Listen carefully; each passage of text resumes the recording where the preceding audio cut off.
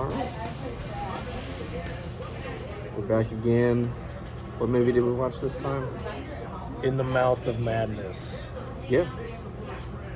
I didn't really know exactly what to expect, and I didn't know it was going to be such a good horror movie.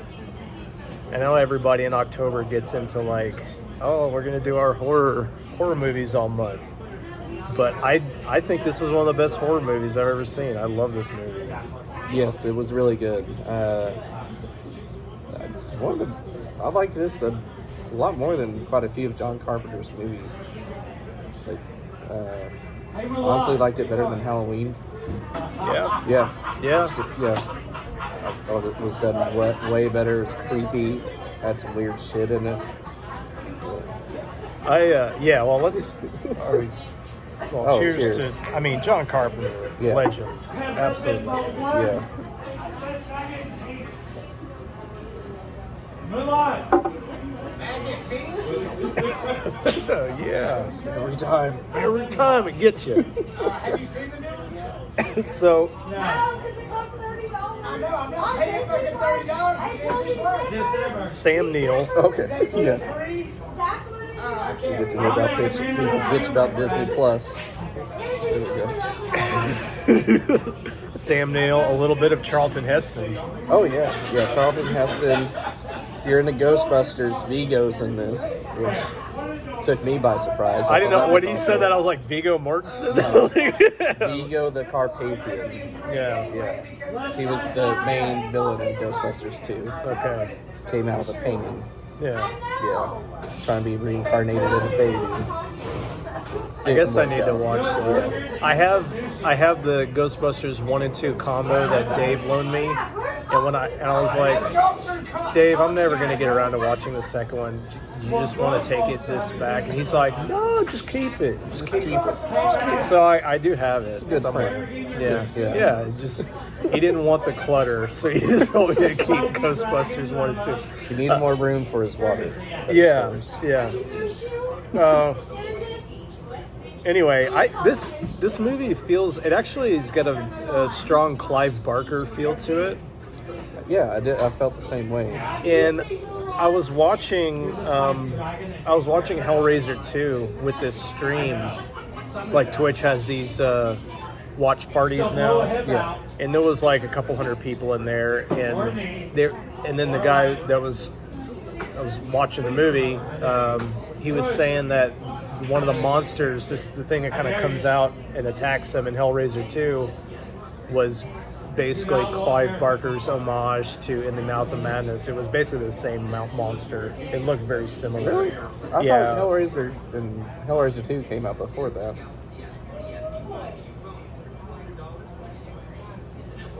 God, I keep this thing from going out. This is 95. Yeah. Your phone's over there. My phone, my dad is gone, so we could. Oh. So I thought you said your dad's gone. my dad, he is gone, but it was a long time ago. Sorry. I don't have enough data on my plan, Yeah. so I run out with like a week and a half to go every month. Oh, okay. No, I that's just what they said, but either way, this feels like Clive Barker watched it and said, yes, those are the kind of, because I've read one of his novels as well, and it's very much like this idea of a fiction book going, this blending of reality and fiction. Yeah. So the idea in this book is Sam Neill is he's like an insurance investigator. You know, he tries to make sure you're not scamming the insurance company. Yep. So good at it. He's like the hot shot insurance guy. He hassles the dude right at the very beginning, like catches him out in his lies. Yeah. And his insurance company somehow they insure this book company for the novelist Sutter Kane. Yes. And they even say you think Stephen King's good? Sutter. This is kind of a very Stephen King feeling story too. It definitely has a Stephen King feel to it. But he's literally the best in the world. He sold 1 billion books, and 18 different languages, and there's a movie coming out too. and a whole movie. And he's supposed to deliver, like they've done all this advertisement for his new book, In the Mouth of Madness. And they're supposed to, they need the manuscript, but he's disappeared. Yeah. They don't know what happened to him. So why did he have to find him? Was it an insurance claim? Like they were placing a claim like we lost our dude, so we need money because we put insurance on him? Yeah, I didn't get that part. Didn't make sense to me. Why it's the insurance guy and not just like a private detective or I don't know. Yeah, that doesn't make sense to me. So basically, Charlton Heston, who's playing the head of the book company, he has Sam Neill and the woman who's Sutter Kane's editor. Yes. They go, and Sam Neill does this like, how do we find him? He's like, I'll read his books. So he's like reading all of his books, and he's like, as he's reading the books, he starts to fucking hallucinate and shit. Yeah. He's seeing weird people, monster things. He saw a cop like beat up this guy on the homeless street. dude? Yeah, and then he's like having these visions, and the cop's like, he's seen it again, but now the cop's face is all deformed, and then he's seeing people just surrounding him with an axe. But before that, he actually does get attacked. Yes. By, we don't know who it is at the time, but it turns out to be Sutter Kane's agent. He's sitting at a cafe, and you just see this guy slowly walking across the street with an axe. He's walking out of the bookstore with an axe. I don't remember. Was there like people like looking at him weird? I know he he just eyes Sam Neill and just goes across the street straight at him. Yeah, axe through the window. The only person that really screamed was his boss. Nobody else really screamed after. Yeah, and then just cops shoot him. Yeah. Just shoot him dead. And and then he finds out, oh, that was actually the agent that went after you. Well, that's kind of weird. Yeah. That's a little weird. It's all a scam. Yeah, so he thinks it's it's some kind of scam, some publicity stuff. Yeah, he's like, you want us to find the last book in this state, which type of thing. I get it, publicity stunts, but that dude got killed. Yeah. Like, he had a fucking axe and he attacked you, and then he got shot. The Clintons go deep. Yeah, right. It's a Democrat Party scam from the people. So yeah, So he starts reading Sutter Kane's books. He's having some hallucinations, and then he sees a pattern on the covers of all these books. So he tears them out and he cuts them out, and he pieces these things together. And there's like a dot. It goes to a red dot, and then there's a shape of a state. It's New Hampshire. New Hampshire. Hobbs End. Something out of Lord of the Rings. Hobbs End. Yeah. So him and this woman, the editor, they go to try to find Hobbs End. He's like, of course, Sutter Kane ran off to Hobbs End. It's here. And this is where Sorry, YouTube. Wasn't us. We're in reality right now, not the internet. I want to give a spoiler warning because but I'll say straight out, I think this is an amazing horror movie. Take my recommendation and go watch it. If you're still not sure, if you just want to watch us talk about it, okay, go ahead. But we're going to talk about spoilers because I really want to talk about what happens in this movie. We got to. Yeah, we got to talk about it. Because it's crazy. Yeah. It's really awesome. It's just really meant to be crazy. I knew I was there. I need it. What happens next? Oh, okay. So they're driving. First Samuel drives. He gets sleepy. So then they trade places. Yeah. And then you have whatever the lady's name is, the editor. She starts driving. She starts hallucinating. Never let a woman drive. You learn this from this movie. You say that in the 90s. Used to be okay. So she's driving. She starts like seeing some stuff. And you see this kid riding a bike in the middle of the night. Driving by. They drive by the biker kid. Yeah. And then later, you see the same kid, like really old, driving they're going towards them while they're driving. Yeah. And then she sees the biker again, and the biker gets ran over by her. Runs over. Yeah. Sam Neill wakes up. Oh God, what happened? Yeah. Old, And the old guy talks to him with a kid's voice. Yeah.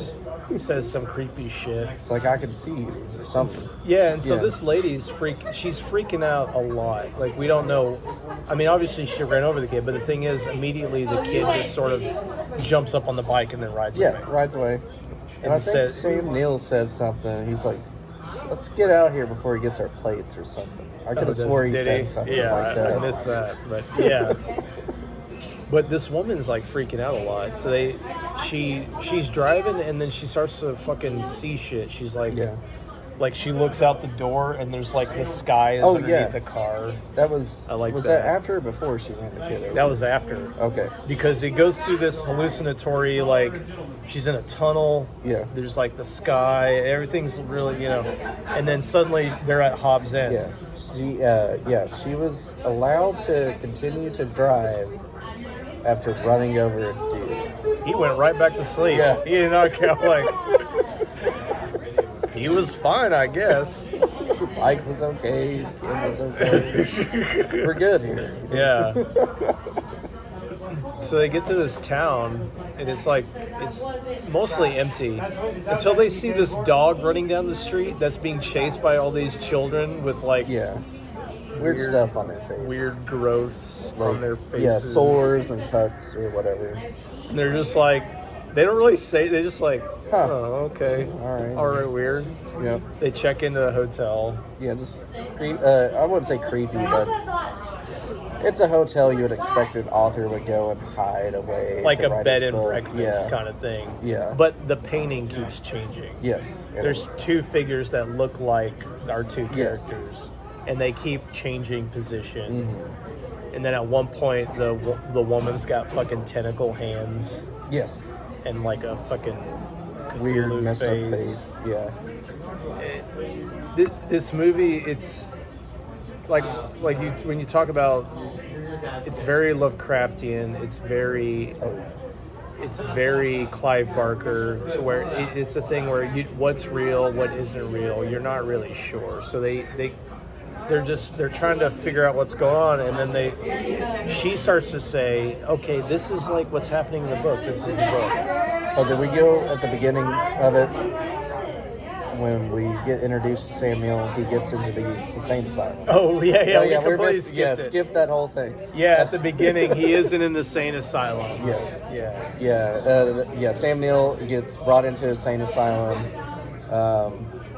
He's telling everybody he's not insane. They drag him into his little padded cell, and a dude comes in wanting to talk to him. Because he's like, I don't think you're insane. Yeah. Of course, Sam Neill has marked everything up with crosses with a black crayon and all over his face. We gave him one crayon. I'm amazed how much that one crayon It last little, yeah. it filled up the whole room, himself, the clothes, the bed, the blankets. It filled up everything with crosses. On the back of his neck, on Yeah. his face, everywhere. I don't know how he did it, but kudos for him. He had black crosses on his balls. That's in the director's cut. Yeah. Leave that for John Carpenter's special archive. Yeah. His balls hanging out. Charleston Heston approved it. He got his balls in it too. Let my people go. So yeah, this is we are being told this at this point from the insane asylum. He's telling this guy this. Yeah. And so we'll go back. They're in this hotel, and the woman is saying, "This is from the book. This is from the book. This has happened." Yeah. Oh, the editor's saying. Yeah, the editor. Yeah. And he's like, "No, it's not. If it was, it would be out this window. You would see the church with the black spires and the golden onions on the top." And he looks out, and there's a bar, and she's like, "No, it's the wrong window. It's in the east at this one." Open the window, and there's this like big fucking in the middle of the field. This big Wizard of Oz looking fucking weird, like a weird placement for this to be. Yeah. It's this big granite mountain-like church in the middle of this. Like, why did nobody question this during like their co-op meeting or something? Yeah. Somebody had to know this was built out here. But, they go out there and they fucking. While they're out there, all these hillbillies roll up in trucks. Oh yeah, when they get to the and Samuel and the editor they leave. It's like, yep, let's go. You see like 8 trucks roll up with shotguns. Yeah, I thought they were gonna kill them, but apparently not. They were here to, I guess, fucking blow up the church or something. I don't know. They're like, give us back our kids. Yeah, because I think the front door opens and there's this boy. Yeah, Vigo's kid. That's what it was. Yeah, and they're like yelling like. But the boy changes to a man that we figure out is Sutter Kane. Yes, the author. And he just sort of looks at them malevolently, and then like all these Doberman pinchers just like materialize and just attack all these, and just maul all of these hillbillies. And then they're just like running, like, oh fuck, like what's going on? It gets.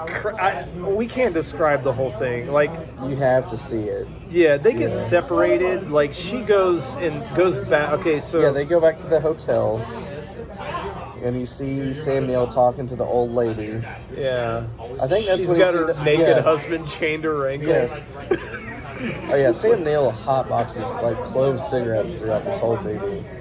One after the other. What was it? Yeah, she starts telling him not to smoke in there. It disturbs her husband. Yeah. And the husband's like naked and crippled, like handcuffed. To her ankle. Like, it's terrible. Dragging him. You know he's dead weight already. That's gonna be rough on your ankles. Just that one leg. So Sam Neill stays in the hotel. The woman, the editor. Oh yeah, in the back, you see her just kind of scurry right behind him. Yeah, she like runs off and takes the car, and he's just like, "What the fuck?" She ran away. Why? She goes back to that church, goes inside, and on the inside, it's like a satanic church. All the crosses are upside down. Yeah. She's like going through different doors, and she opens this door, and it's like the inner sanctum. Like all these fucking bloody walls. I'm confused by this because she opens it up first. She sees the keyboard, or the typewriter. Yeah. Sees a stack of papers. She's supposed to be there to look for this manuscript. Yeah. Why didn't go in there at first? But she's like, nah, and then shuts the door, and then here's typing, and then goes back in. I don't know. I mean, it's just one of those things. Yeah. Because. Your wings are here. This table's crooked. Oh, we made it that way. Slide. That kind of crooked. Oh. Yeah, it is leaning. Yeah. No, the actual whole I was like, how do you make a circle crooked? I don't know. Oh, that way. That way. You tilted. Yeah, but then she like a hand comes and like grabs her. Oh yeah, grabs her in. Yeah. And then she's like, oh, and there's nothing there. Yeah. But then she's in this room, and it's like these bloody walls. Yeah. And you see Sutter Kane sitting there, and he's typing, and he basically explains the whole movie. Really, I was impressed with his typing and saying words to her.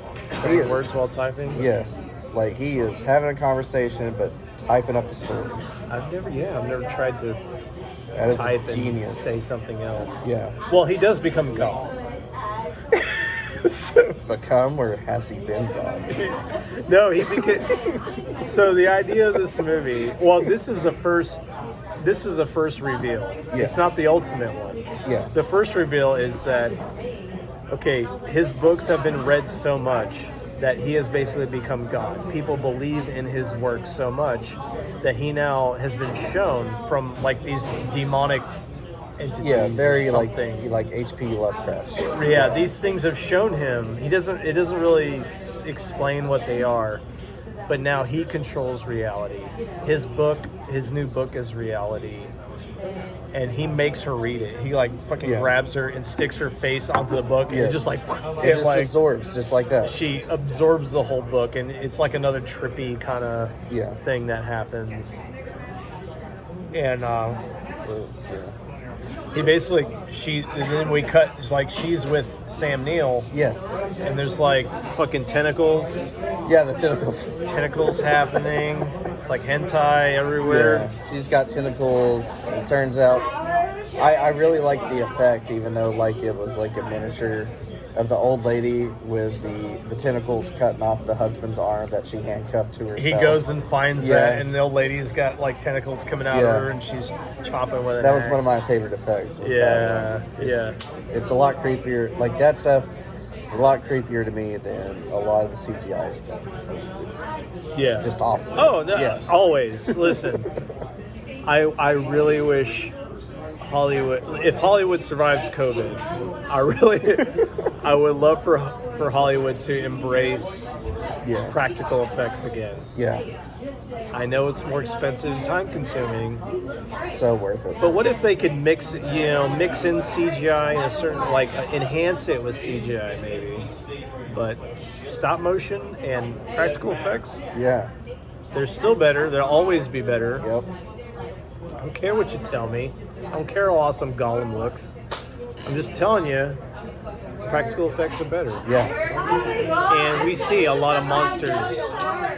We're going to jump ahead because Sam Neill, he finds Sutter Kane in his sanctum. Yeah. And Sutter Kane... Ooh. A shock. I was kind of let down with one part of this. Yeah? Which part? It was when he starts tearing... Like, he starts to blend in with the book itself. Well, I guess we'll go into... So, Sutter Kane explains to himself he's God. He wrote Sam Neill. Yeah, Sam Neill is his character. He's like, no. Yep. No, I'm a person. He created Sam Neill. He created the editor. Yep. And then he's like, all right, there's the tunnel for you to go out that way. You got to take my book that I wrote back to the real world. Yeah. But I can't stop these things from coming out for so long. And there's a store that's like breathing. And this whole time, it's like pulsating. I kind of wish it kind of exploded with like blood and guts. And it's like kind of Hellraiser thing, I guess. It kind of did. It just didn't show it. Yeah. Because he looks in, and she's reading this passage about him seeing like what's in this abyss of darkness. He's looking into this like fissure in reality, and you don't really see any of it. But then when he goes down the hall, he starts being chased by all these crazy, like we were talking about the monster that's in Hellraiser 2. It's like all these tentacle grotesque kind of monsters chasing him down the hall. Like Sutter Kane, he just blends into the pages of this reality. It was shitty CGI. I didn't like it. It was CGI. I'd rather That's a why door it exploded with just the monsters coming out. It was 1995, and they said we can do some computer shit, and it looked terrible. Yeah, it was just one of those instances. But then when he walks up, it's literal pages. Right, that was cool. They had printed actual like huge pages words onto huge pages. That looked really cool. So it's one of those things like where mid early 90s they started to use CGI more, and it looked really bad. It never holds up. It never holds up. But the practical stuff does, because it's real. They're real things. So basically Sam Neill is running. He's got the manuscript that's forced on him by Sutter Kane, and no matter how he tries to get away from it, it comes back. Always comes back to him. Like that part, it didn't really go too much into it. I felt like it could have went on longer at that point. Just him just trying to get rid of it. No, they just did it like twice. Which I guess was fine, because I don't know how long the movie was, but it did feel... It was about an hour and 35 minutes. But I guess they did that for time, because I feel like they probably had more stuff in it. They just cut it out. Maybe. But where was it? Oh yeah. So then Sam Neill finally gets back to the book company or whatever. Yeah. He's like, what was it? I found him, but I lost the editor. You're not getting that book. He's like, okay, what editor? Yeah. What are you talking about? Moses is like, I don't know who the fuck Yeah. you're talking about. Oh yeah, because Sutter Kane actually wrote out the editor. Yeah. That's what it was. Yeah. In this reality, the editor was written out, so nobody knows about the editor except for Sam Neill, that was created by the author, which is God. He became God because so many people believed in his work. Yes. Like they believed in his fiction. Yeah. And he sent Sam Neill out to infect the world with this book. This book is so. Would Sam Neill be Jesus? he's like evil. He is the son. Kind of. Yeah, I mean he created. But he's him. fictional. He's like the fictional. Well, he became nonfiction at that point. He sends him out, Oh my God. and even though he tries not to, because when he comes back, he's like, I didn't give it to you though. But he's like, well, you gave it to us a month ago. Remember? He's like, you already gave it to us. He's like, what? No, huh?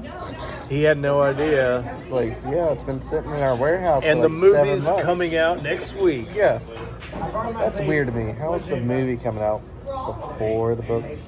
But Yeah, but basically this book is Sutter Kane's fictional apocalypse that has infected the real world. Or is it the real world? is it? Because we have Sam Neill now. He's in the insane asylum. There's some kind of monster attacks the door and busts it open. He comes out and everything's wrecked. Everybody's gone. Yeah. He's walking in the streets. It's just everything's destroyed. He sees the theater playing In the Mouth of Madness, starring John Trent, which is his name, his character's name. Directed by John Carpenter. His face is on the poster. Yeah. He grabs some popcorn. Yeah. He goes into the theater, and then he watches the movie we just watched. Yes. He's sitting and he sees all the pieces of the movie we just watched. Yeah. And he's laughing. And he just laughs his ass off, and that's the end of the movie. And that is the greatest fucking thing I've ever seen. Yes. It's so good. I loved it. The whole movie is the book that's in the movie. Right. That's the movie. The movie. Yeah, the whole movie is the book that's in the movie. And Yes. The movie. That is the movie. Incredible. It's so good. I know. I love it. So I'm gonna say we both give this a 5. 5, man. Absolutely 5. Yes. John Carpenter, make more of these. How is this not a horror I mean, Halloween is a horror classic. Yeah. How is this not a horror classic? I've never heard of this before. I don't know why. Right? How we found this out. I randomly found this on Amazon because Yeah. people were like, "Oh, this is an amazing movie," and I'm Yeah. like, Why has this not been shown I love anywhere? John Carpenter. Yeah. I mean, Big Trouble in Little China is top 10 favorite movies. Yeah. Escape from New York. Mhm. It's up there too. Was it They Live? They Live. Yeah. I mean, like, why is this? Where are these movies? Where has this movie been hiding? Yeah. It's amazing. This is one of the best horror movies I've ever seen. I mean, the psychological aspect of it, the practical effects, there's a little bit of gore, and I just love the the fact that you don't know what's real. He is freaking out. He doesn't know what's real. Yeah. It's Nobody great, knows what's man. real. Yeah. Nobody knows. It's all fiction. Yeah. It's all fiction. Everybody's got. If you like horror, you have to see this movie. Go, yeah, watch this. Yeah. Watch this for your Halloween. Watch this on Halloween. Oh yeah. This is a Take perfect some movie. shrooms with it. Yeah. Don't take too much. Yeah. Just take a little Take bit. a low dose. If something happens to you, it's not our fault. Yeah, we don't don't condone. Do not Using blame drugs. us. Do not blame us. Yeah. but if you happen to, this would be the time. All right. All right. I gotta eat my wings. Yeah, you need to get those before they get cold. I hate cold wings. Yeah, get those warm wings. 5. It's a 5. It's a 5. At 5. Unanimous. No more unanimous. 5. John 2 Carpenter, 5s. dude. Do more stuff like this again. Yeah, make another movie, John Carpenter. God damn it. What are you doing?